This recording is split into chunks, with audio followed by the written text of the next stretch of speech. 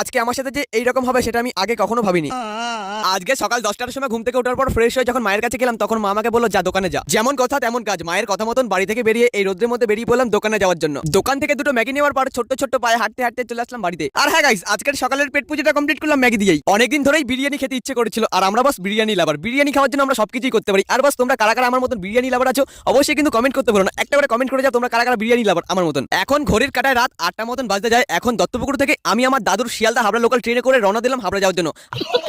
আর guys, এটা আমার দাদুর ট্রেন, যার জন্য কিন্তু এখন এই সময় ট্রেনটা এতটাই ফাঁকা। যাই হোক, আমি আমার দাদুর হাবড়া লোকাল ট্রেনে করে চলে আসলাম হাবড়া। আজকে আমরা খাবো হাবড়া প্ল্যাটফর্মের উপরে ফেমাস বিখ্যাত এবং ভাইরাল বিরিয়ানি, সেটা হলো আমাদের সবার প্রিয় বাচ্চার বিরিয়ানি। এখন রাত প্রায় 9টা মতন বাজতে যায়, আর এখন বাচ্চার বিরিয়ানির দোকানের ভিতরের ভিড়টা ছিল জাস্ট এইরকম। আমাদের অপেক্ষার অবসান ঘটিয়ে ফাইনালি আমাদের হাতে চলে আসলো সেই ফেমাস বিরিয়ানি, বাচ্চার বিরিয়ানি। আর বিরিয়ানি হাতে রেখে কথা বলতে আমার একদমই ভালো লাগে না, আগে খেয়ে নি তারপরে তোমাদের সাথে কথা বলছি। বিরিয়ানি খাওয়া দাওয়ার পর বিরিয়ানির টেস্ট জাস্ট অসাধারণ।